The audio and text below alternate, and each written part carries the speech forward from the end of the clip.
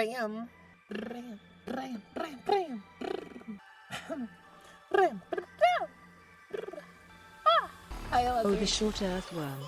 Short earthworm. Oh, I'm just pouting right now. Rude. How dare you? Professional driver. I can go things. I do things. So how was Boka's Thanksgiving? I got doing amazing things. Oh gosh, it was alright. Wasn't terrible. Wasn't blah. You know, it's pretty chill. You know, I'll fight you all. Face down, head down, both down. Through the window. Blah. Shut up! How dare you? I'll fight you all. Who said it? Who said to shut up? Admit it. Admit you did it, and I may only half kill you. I may only half kill you. Look at me messy as always. Should I messy your face? Why don't messy your face, to be exact. SH, what the shorty playing today? If I play something now, I'm shorty. Endstream, because I'm not short. Yes, I have to endstream. Oh, time for Boka Barbecue, you little crap. Well, we can do some react. Alright, which path of Exile stream should I watch? Video should I watch? I think I should watch this one. Alright, we always love our... Oh wait, I was watching this. I thought it was a little familiar. Watch some legendary drops. We stand the legendary. And that's a dragon. We love legendary drops as well. Alright, here we go! Chance to play Path of Exile 2 for 8 hours straight. You jealous? And you guys have no idea what's in store for you. What's crazy is that you've seen the trailers, you've seen the reveals, but you don't know until you actually get your hands on it. Oh, God, is it glorious. We're talking about an Elden Ring Baldur's Gate 3 level step up in a genre that has needed it for far too long. Lord knows we didn't get that from Diablo. What a disappointment that was. Actually, you know what? This channel originally was supposed to be a Diablo channel.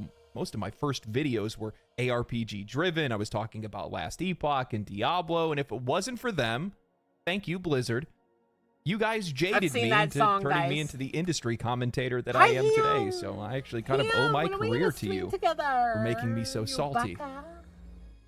You know, in the very beginning, when you're choosing your character in Path of Exile 2, all of the other characters get hung. They all die. They all die. It's so grotesque. It's so unhinged and depraved. There's so much respect for the audience and our maturity and the game's maturity. This game is unafraid to be itself. It is so authentic. It's ready. And it's one of the things that I think games over the last few years have been missing. We've had a few, and this is definitely one of them. The game is absolutely incredible. It is a transformative experience. It was a game that I could barely put down. They basically had to drag me out of there to get me to stop playing it. And I can't wait to talk about it with you guys. I want to talk about how it felt, how it looked, and what the future of this game is going to look like, and how big of a deal this game is going to be. You guys, this is going to be a monster.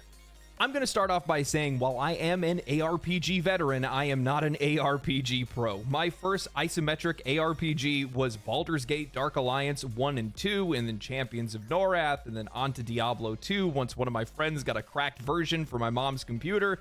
While I love these sort of games, this genre hasn't changed all that much. The only thing that we typically see is some fidelity upgrades, some additional systems, or some expansions on existing ones. For most players, especially ARPG players, change isn't really necessary. The fact of the matter is, we just want more game to play, more loot, more classes, more skills, more bosses, and more hours to slowly become symbiotic with our computer chair or our couch. I don't know if anybody else feels this way, but ARPGs for me are kind of like meditation. I'd agree. Definitely kind of a meditation kind of game for me. That's why I like playing it more and more, is because it felt more and more... What's the word I'm thinking of? Cathartic, I guess? To play my build and stuff, and to just kind of be in the moment with that build. While build crafting and comparing items requires you to be conscious, the gameplay itself doesn't. My brain... You can kind of show off a little bit.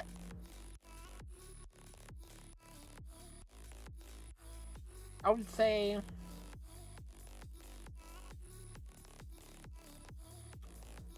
Sometimes you gotta pay attention, but like for the most part, you can kind of sometimes shut off.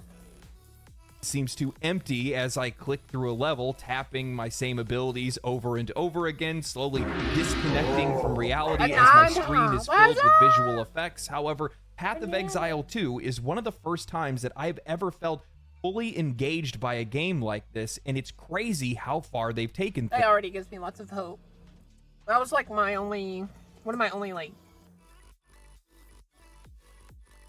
wants for Path of Exile 2 is like a bit more emphasis on the, you know,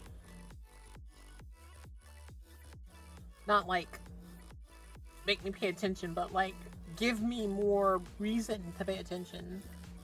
Like give me more moments where like it feels like I am a character. Things. When I got the chance to sit down and play the game at an underground event in Los Angeles, I played as the witch, monk, and spent most of my time on the sorceress.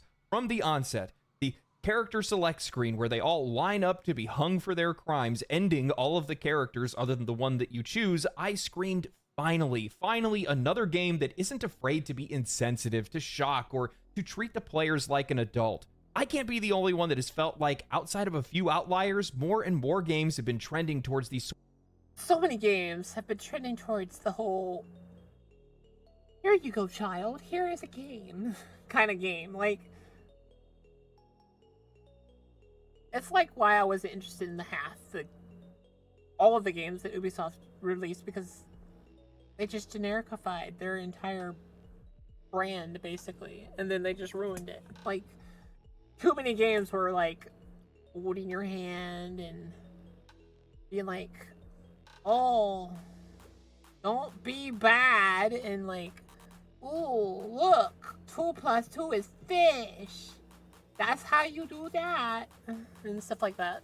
Sort of soft modern themes and art direction. Path of Exile 2 subverts this rule entirely by welcoming you into this desperate, grotesque, and beautiful world. Blood-spattered walls, ritual sacrifice, piles of burning entrails, and some of the most horrific creatures imaginable. This world intrigues you. It begs to be explored because of how forbidden it feels. Like you're 10 years old and you snuck in to watch a horror movie only to find yourself having nightmares for the next week. Oddly specific, I know, but my dad accidentally swapped my Power Rangers movie for Hellraiser. It's no wonder that I've never gotten a piercing.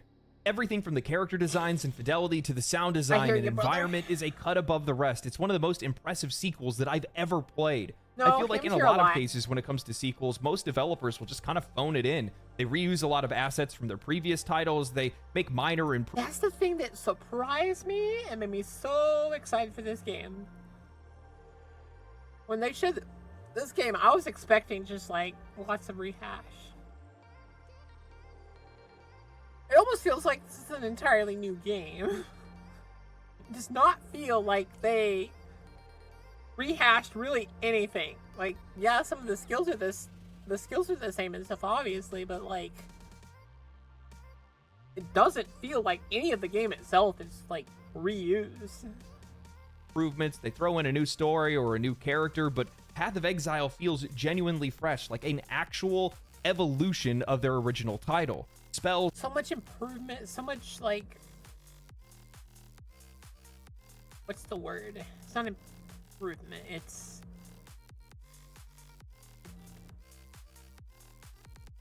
basically a technology version of that. Basically just like they improved everything and then like improved upon that improving. And abilities are rendered beautifully. None of it was taking away from the game's performance, no matter how much was going on screen. Enemy attacks are clearly telegraphed and easy to read no matter what environment you're in. Each zone I played in, whether it was the swamps, the forest, the farm, the town, or the manor, all of it looked visually distinct and interesting. There was something so intriguing about Path of Exile's art style and their direction in this game and how it's evolved over time. While I was already assumption that like Path of Exile made me really happy because I was like, they're probably just gonna use a lot of remaps and stuff. Nope. Maps look new, even if they look similar, they look very new in that regard. Like, they definitely feel like they went out of their way to make each and every area feel good and feel new. Definitely borrows from a lot of popular fantasy and cultural history. It takes on a life entirely to itself. And in the case of Path of Exile 2, it tempted me to explore every area fully rather than just push on and grind. You'll hear me reference this a few times, but this game shares a lot with Elden Ring. Sometimes you just want to walk around and look at the game. What people don't understand about the Elden Ring is when we say Elden Ring was beautiful, it is. Like, yeah, if you like really zoom in on the characters, they're not anything to write home about. But it's the way they did their art, the art direction, the confidence in how they used some of their scenes and stuff was beautiful, cinematic. Emotional damage. Shut up! It really made Elden Ring. And this game, yeah, I agree with him. It definitely puts out that vibe of I'm confident in what I have to show you. I'm not like gonna push you to look at all this stuff. You have to take your time to look around and stuff. Look at its environments and marvel at its architecture. Something altogether foreign in a genre like this. I'm sure some of you guys are going to find this odd, as it's not something that people typically go looking for in a game like this, but I was floored by the game's sound design. I think we've reached an apex where great graphics can't really impress you all that much anymore, and developers need to find other ways to intrigue players, and Path of Exile 2 does just that. The combination of the character abilities with the sound design engaged me far more than games normally do. A visceral sound design impresses me loads more than graphics will ever. The thing that impressed me the most when I first got into Elden Ring was the hitboxes. They were perfect. Like, they went out of their way to meticulously make it where you could emote and dodge moves, jump and dodge moves. Jump's actually the better dodge roll in most cases because it doesn't activate certain attacks while dodging attacks. Like, there's no, like, a lot of the AI isn't, like, programmed to punish you severely for jumping. Or this game, it looks like they went out of their way to just... The crack of a lightning spell, the swing of an enemy's giant axe slamming into the ground, the crunch of killing an enemy. There is this oppressive weight to all of it, and it makes the game feel real. You feel that impact. You feel the power of your abilities and that of your enemies, and there's a certain weight to all of that, and it just adds to the experience of playing this game. It makes it feel almost tangible at times. The music in the game is absolutely fantastic as well. They do such a good job of creating this oppressive atmosphere. That's the only words that I could really apply to it. Whether you're walking in an open field or you're in the forest or walking through the halls of a building, you feel this building tension at all times. And the boss fight music is even better. It really makes it for an epic experience more than anything else. The game feels haunting at times. I love it. You know, I'm not somebody that normally gets caught up in things like sound design or the visuals of games, but I sit back and I'm looking at this game and how much quality it offers, and it's not even finished yet, and thinking to myself, is what makes this game is going to be free at one point. People are going to be able to play this for free. There are fully priced titles that don't deliver this kind of quality.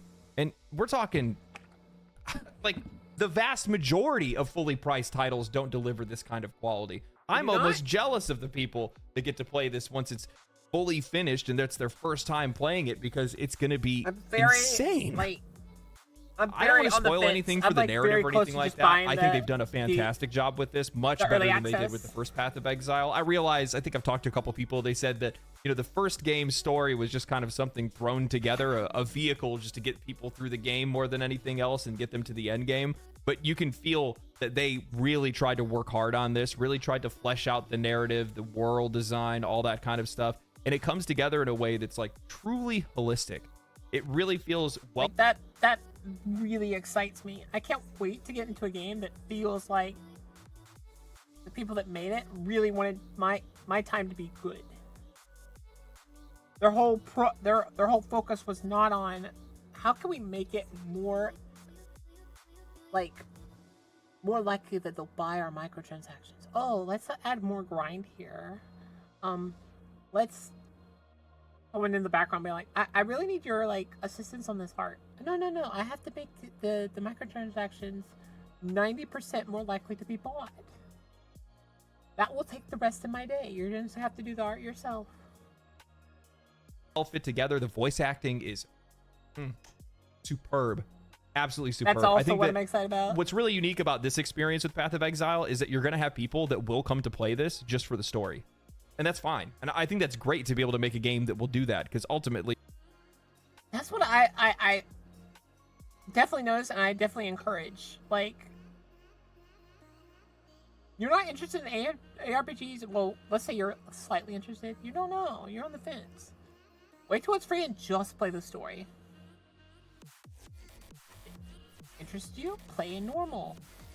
Or even play, like, the season. And then if you're interested in, like, experiencing seasons, why one of the seasons? Like, there is no obligation to go straight into seasons, straight into hardcore. I'm still on the fence about even going to solo self-found. Like, I enjoy trading too much. And I would definitely say, like, if the only time you want to be there for is the story, have fun. Enjoy it.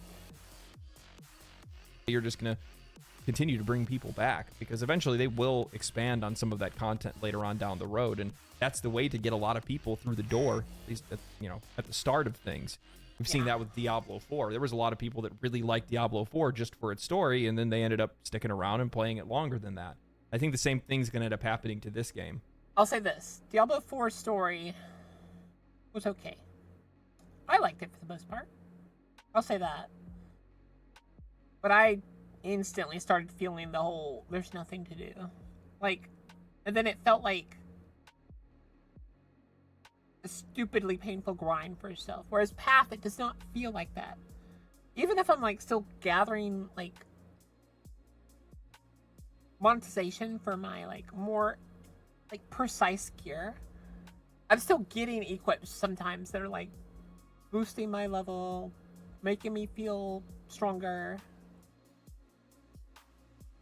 Whereas in Diablo 4, it did not feel like that. It felt painfully slow. It felt like I was expected to be there for a while. But I wasn't expecting this to be as immersive as an experience as it actually is. And it's just because of how much work that has gone into really fleshing out this world and bringing up all... I feel like more than a passion project game. A game that, like, has clear passion and time put into it.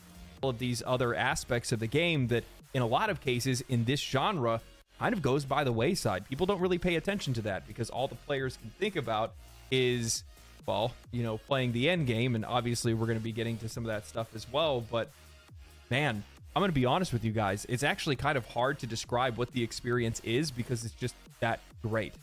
But it gets even better.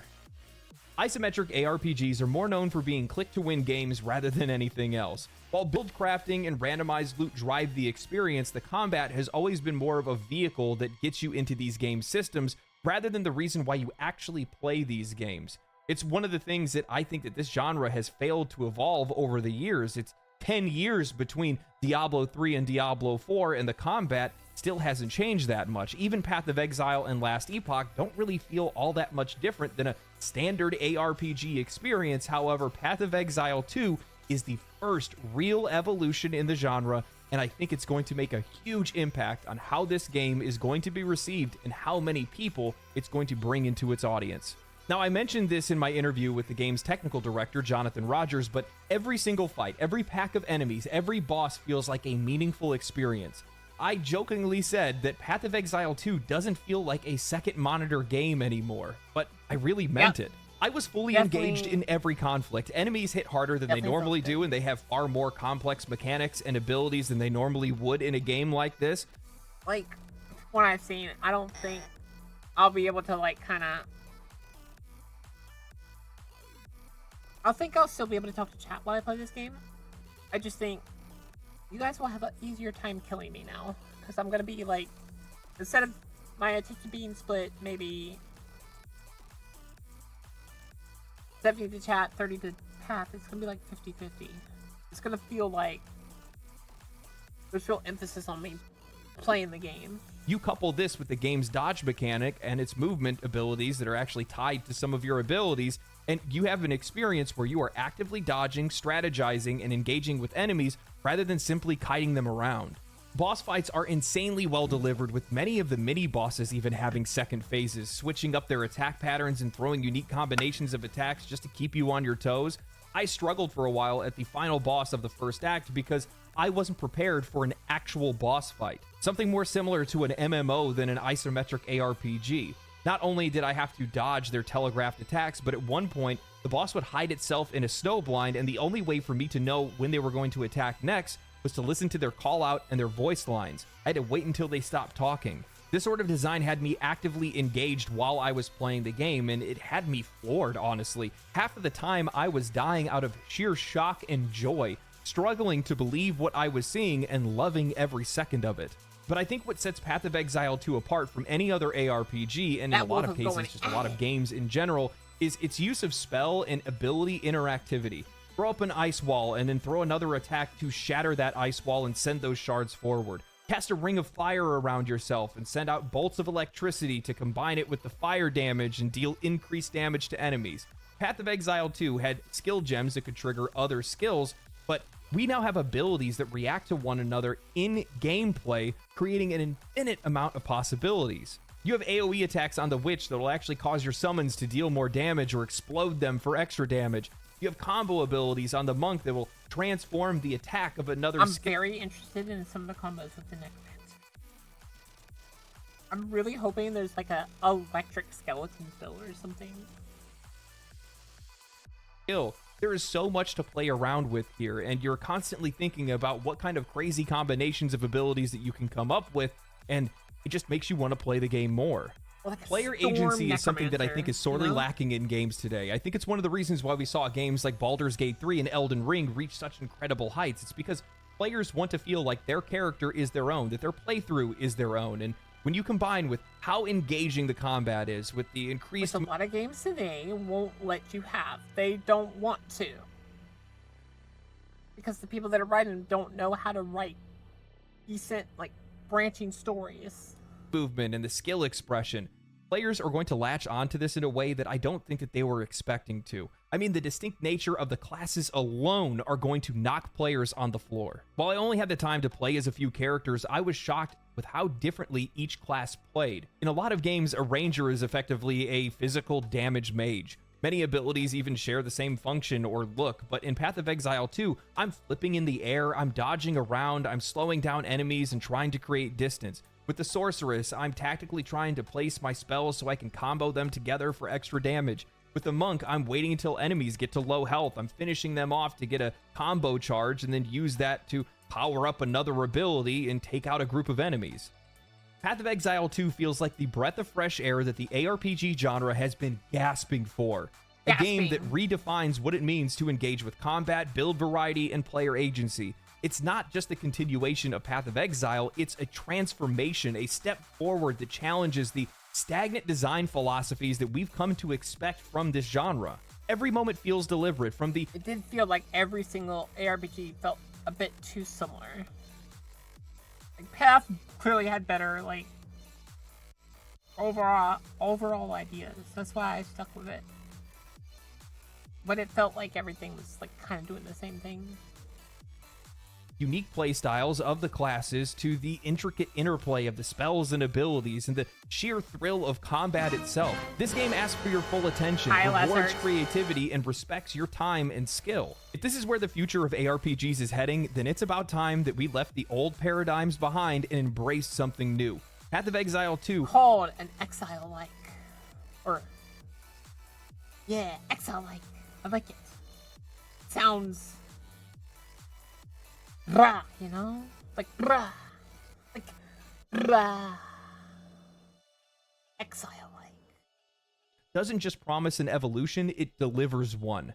And honestly, I can't wait to see how it changes everything. I'm getting the exact same vibes that I got when I was playing Baldur's Gate 3 in early access. This overwhelming frustration that I know about something and I've been playing something and everybody else has no idea how great it is. And all I want to do is just tell them. I want to shake them and wake them up and say, this is going to be the best thing ever, because I really do think this is going to be one of the best things ever. They took quite literally every single aspect of their previous game and improved upon it in a meaningful way. And then on top of that, they didn't sacrifice any of the depth and any of the quality that they had before. All of the things that this franchise is known and loved for are still here.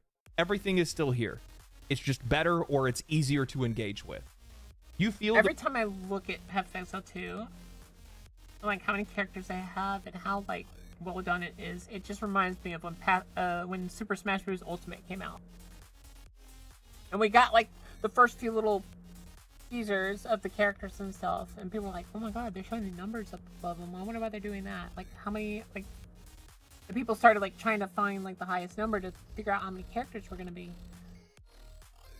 and then the final trailer dropped. And I think everyone lost their collective minds. When, like, characters, they were like, oh, that one's coming back? And stuff. And then it finally was, like, a big flash on the screen and slammed into the thing and was like, everyone is here. And everyone was like, wait, what? And then all the other characters started showing up. Like, characters that, like, people were like, oh, they came back? And, like, oh my god! Like, that's what this game gives me the feeling of, is like each second I'm learning more about it and I'm like, huh? I'm getting that same reaction of like each second. I mean, I'm like happily surprised, happily like getting more excited. The respect and attention to detail throughout the entire game. It's remarkable what they have done with this game. And I think it really does come back to this idea that Jonathan Rogers brought up in my interview with him. And it's just that they made the game that they want to play, and they just hope that other people share their taste. That's what, like, a lot of developers these days don't understand, is that's why a lot of gamers like to see gamers up there telling us about the game and being excited. We can tell when someone's truly excited. Like, because authenticity is very, like, easy to grasp. Like, just being authentic truly, like, does wonders for your game. Because, like, people will feel that. People will, like, they will get that vibe. And they'll be like, oh, this is a gamer, and they're excited. Like, we all have been in that situation where we're excited for a game. So we can know when someone's, like, being genuine. And every single developer that's talked about this game, worked on it, has given off that vibe of, I'm excited, I want to play. And for me, it feels like a game that was made for me. This game feels like what little kid LD was thinking games would look like when he grew up. This is the game when I was sitting around slamming flaming hot Cheetos, jamming out to Iron Maiden, and playing Champions of Norath. This is the game that I thought would come out. And it's coming. And it's great. What's crazy about all of this is that it's not even done. Not done. We're talking about a game that's going to be in early access. Only half of the campaign, only half of the characters, and who knows whatever else. Like, the thing that really threw me for a loop is they were like, well, we know how you guys are. And you're going to go through the story so many times, because a lot of you really like seasonal content. So we're going to do this. We're going to give you just the first 3 chapters, and we're going to have you run through the first 3 chapters twice. Basically as, like, leveling up fodder, basically. We're speeding up the second half, because you're nowhere to relatively go and stuff. But we want to get you to the thing we know a lot of you are excited about. The end game. That's the ARPG's, like, bread and butter from what I've come to understand. And it, like, still flabbergasts me when I see how well Path of Exile did and, like, they focused on it and stuff. And, like, came to play with how, like... Shut up! Like, they came to play. They came prepared, and they were like, you want in-game? We're gonna give you in-game. And then, And then you got games like Diablo, and all I can like do is look at that and be like, were they even trying? And it makes me really happy about this game. Else they want to go ahead and throw into the game. We're not even talking about the seasons that are going to come then after. There is such a bright future for this game, and I want to talk about it. In early access, this game will only feature the first 3 acts of the campaign, which totals a staggering 25 hours of story content, with a complete endgame experience, including 7 endgame systems for progression, as well as character ascendancy, which unlocks class-specific subclasses. We don't have full-price titles that launch with this level of content, and players get to play all of this in early access. Once this game is fully released, it's going to be a behemoth that will only continue to grow in content. And what I love the most about all of this is the ability to get in on the ground floor. I can't be the only one that avoided Path of Exile at times because the game just got away from me. The more content was added, more league mechanics were introduced, I just felt like the game had too much to learn. The game had gotten too far away from me, and I didn't have the time to learn it. Path of Exile 2 marks a fresh start and an open door for new players to come in at a somewhat even ground level with veteran players. And I think that... And that's really the thing. They put just enough in there to be like, you're gonna have a fun time, while also being like, hey, new players, don't get scared about joining. Like, come on, give it a chance. Give it a try. That's going to have a massive impact on this game's success. For the unanointed who haven't played Path of Exile 1, I'll break down what exactly is going to be delivered and why it's such a big deal. At the preview event that I attended, they had mentioned that they had came to the realization that having players test the endgame and grow the endgame before the game's release was the most important thing to do, and it was also the easiest thing for them to do, which makes a lot of sense. They've been making seasonal content for a few years now, so putting out that kind of content and growing the endgame is probably pretty easy for them. On top of that, this is what many of the players come to play their game for. This is what the majority of the concurrent audience is going to be consuming. So it's incredibly important that this part of the endgame and this part of the game is fleshed out and ready for launch. Now, that's not to say that the campaign or story is phoned in or anything. It's incredible. It's obvious that they put a lot of care and effort.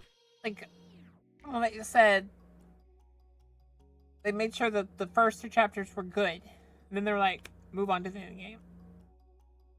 And now I think they're supposedly working on the end game a lot still, but they're already working on the next 3 chapters. I think it's going to be amazing in that regard. Like, clear attention to detail is being made into this game's campaign, and I think people are going to be shocked by how great it is. However, people come to these games for their endgame, and it needs to be meaty enough to keep people playing. It's funny that a Diablo-like game understands this better than Diablo itself.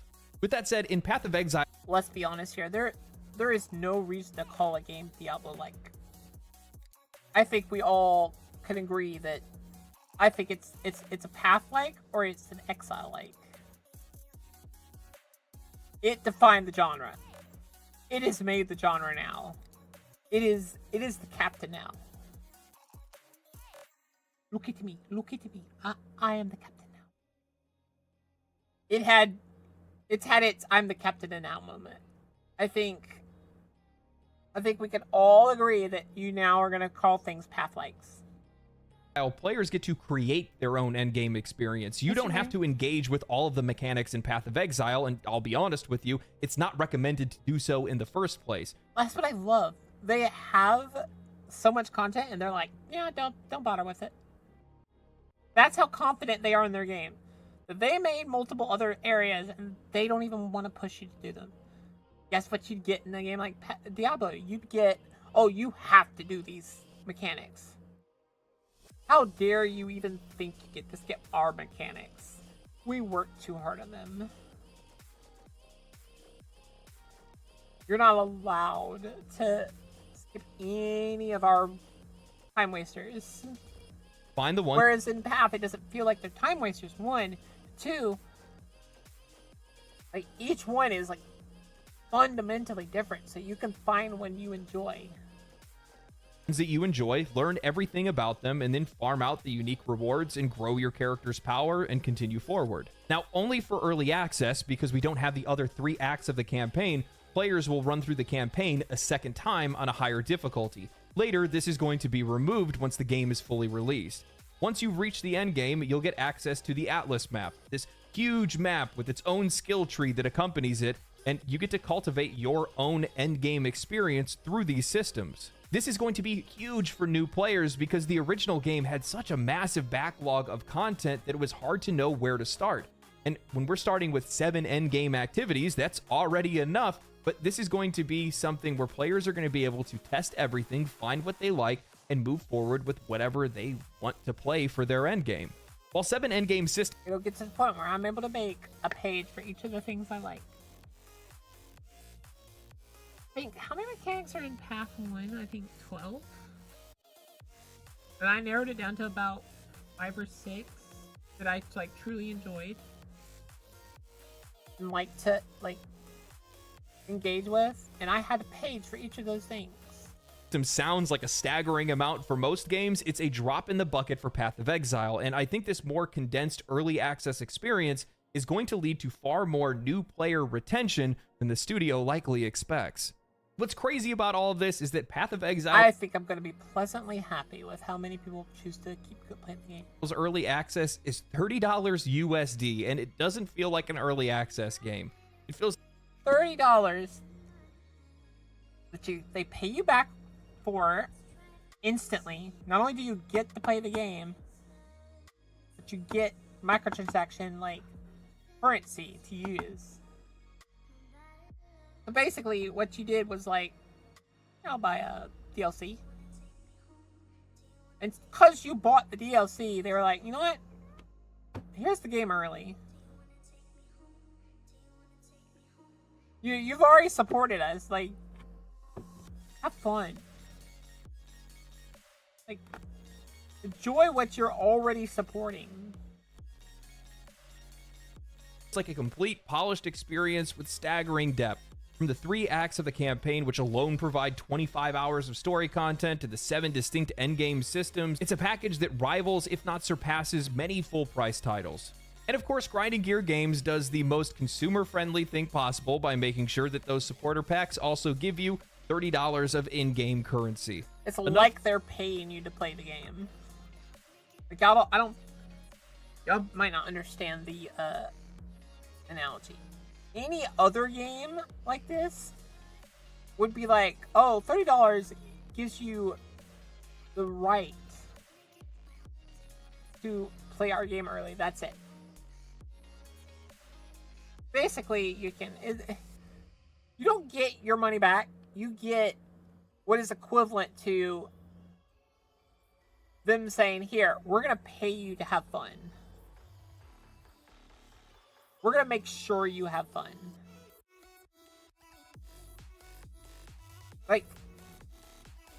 Some people, a lot of people are not even going to need to spend the $30. $30 is to them. They don't, all the $30 doing for them particularly is they get to play free early. It's not fully equivalent of free access, obviously. But to give you an idea how generous they're being, they're 1-for-1ing your money. They're not doing what Diablo would probably do if they even did something close to this, where they would be like, oh, you spent $30, here's $5. Not even that, less than $5 microtransaction. And you get to play the game early. That's the closest I see Diablo ever going. But no one will do that because they know that Diablo will not respect their time. I know Path will respect my time, so I'm not as hesitant about the microtransactions. Because I know that that's not really the focus. Not one of those microtransactions emphasizes that I buy them. Do I want the kiwi with the human clothes? Yes. Is that an expensive pack? Yes. Is it required? No. Like, obviously they're gonna try to make you want, like, they're gonna try to make it worth, I guess, worth your money? No. They're gonna try to, like, make the pack as enticing as possible without making it pay to win. And I think that's brilliant what they've done. I'm thinking about it, streamer. I have to see how I fare after paying for stuff, but I think I'm really tempted.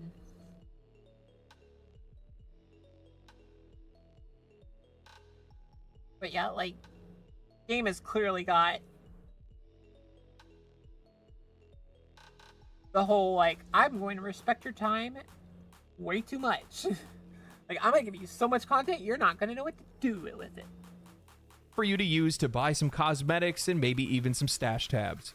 It's a transparent and fair way to support the game while also getting yourself set up with some customization and convenience as you dive into this massive game. Path of Exile 2 is raising the bar not just for ARPGs, but for what players should be expecting from games in general. And I appreciate it. And there's a reason Diablo, like, creators are so butthurt, is because they know they won't be able, they're gonna get away with even less crap now, because Path went out and was like, hey, hi, here you go.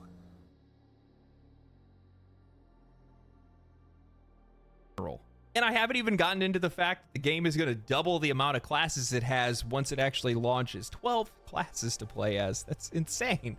There's so much. That's the thing, though, I think with how much in-game they've given, and then, like, you have to realize they've said that they will be continuing to work on it. It's early access, so there's nothing saying they won't have updates. In fact, they've, like, said there will be updates. So I find it, like, you would have to be, 1, no lifer, 2, like, no sleeper. Like, you'd have to go 1 hour of sleep per 23 hours to probably catch up to the content they have right now. Much content that's going to be. And that's, like, at least from my point of view, like, maybe fully, like, engaging with 2 of the mechanics. Or a serve to the audience. And for most people, they're not even going to have to even. Like, contrary to popular belief, streamers do not have all the time in the world. Like, if I was full-time, I'd have, I would say, double the average time that most people have. For me, though, even though I stream, I probably have half what you think I do. Because an 8-hour stream day is me going all the way. Me going, like, 130%. So I don't exactly, like, I'm not exactly, like, the healthiest person. Even though I really try to be.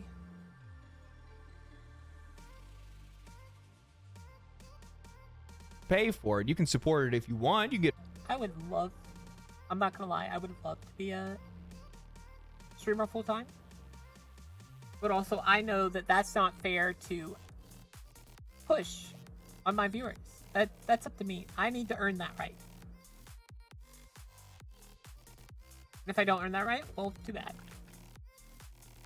But, like, you know what I mean. Early access, but you don't have to. You just go play it for free once it's fully released. That is crazy to me. It's crazy. There's so much value for the customer, so much value for the player.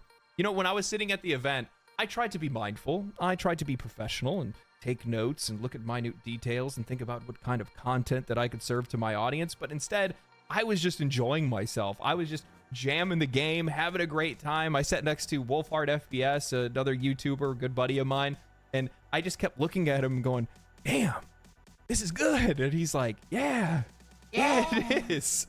And Everybody at the whole event was like that. Everybody was just so excited and just enjoying the game so much. And what makes me really happy about that is the gaming community is going to receive it the same way, which gets me even more excited because it's just going to be a bunch of people that are going to be like, this is awesome. And then somebody else is going to be like, I know, right? And yeah, that's what you want. It's the reason I got into making videos. It's one of the reasons I play games to begin with. It's one of the reasons I started streaming. I want that feeling. Like I get so happy starting up my stream nowadays. You don't understand. I look forward to this every day. I miss those days back when I used to work at GameStop and Halo would launch or something like that, and people would just be losing their minds. And this is a game that people are gonna lose their minds. For 8 hours, I played this game, and I loved every second of it. They had to peel me off of that chair at the end. I literally played until they were shooing us out the door.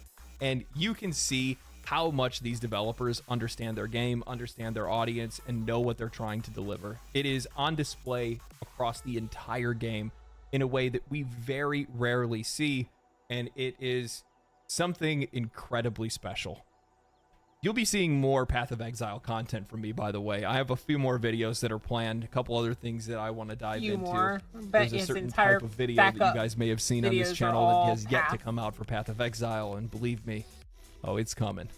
But man, I can't wait for this game to release. I can't wait to play more of it. I can't wait to talk about more of it with you guys, and I also can't wait to see what the reaction of the rest of the industry is going to be.